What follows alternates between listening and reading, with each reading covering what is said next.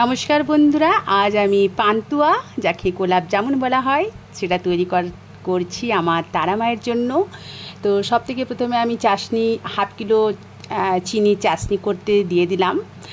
আর এখানে 350 গ্রাম ছানা ছিল, যেটা খুব ভালোভাবে মসৃণ করে মেখে নেওয়া হয়েছে।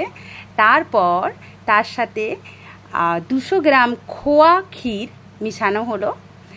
তো যখন ভালোভাবে খোয়া ক্ষীর মিশে গেল, তারপর আমরা তাকে আবার 150 গ্রাম মতো ময়দা, যাতে মানে মাখতে মাখতে যেমন বোঝা যাবে সেরকমভাবে ময়দা মিশাতে হবে। ময়দা মিক্স করে একটু 1 চিমটি খাবার সোডা দিয়ে আর ঘি দিয়ে খুব মসৃণ করে গোল গোল করে নিলাম। আর তার মাঝে গর্ত করে একটা নকুন দানা তার মধ্যে পুড়ে দিলাম। আর প্রত্যেকগুলো গোলা পাকিয়ে আর সুন্দরভাবে মসৃণ যাতে ওপরটা চকচক করতে থাকে সেভাবে গোলা পাকিয়ে নিয়েছি। এরপর দেখুন সব গোলা তৈরি।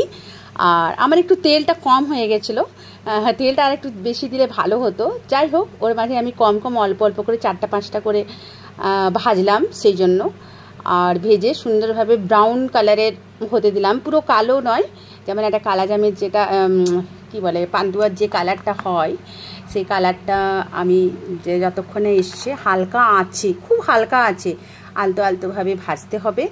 আর মাঝে মাঝে খুন্তি সাইডে তেলগুলো আস্তে আস্তে আস্তে আস্তে খুন্তিটা নাড়াতে হবে।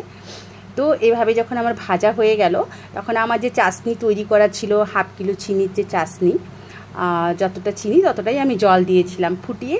চাশনিটা খুব একটা মানে খুব অনেক বেশি গাঢ় ছিল না আর পাতলাও ছিল না, একটু চ্যাটচ্যাটে ভাব। তো তাতে আমি সব পান্তুয়াগুলো দিয়ে দিলাম। এবার দেখুন আমার পান্তুয়া তৈরি হয়ে গেছে, মাকে দিয়ে দিয়েছি। তারপর কেটে দেখাচ্ছি কেমন হয়েছে। ভেতরটা খুবই সুন্দর আর খুব সুস্বাদু। আর ভিডিওটা কেমন লাগলো নিশ্চয়ই জানাবেন। আশা করছি আপনাদের ভালো লেগেছে। জয় তারা।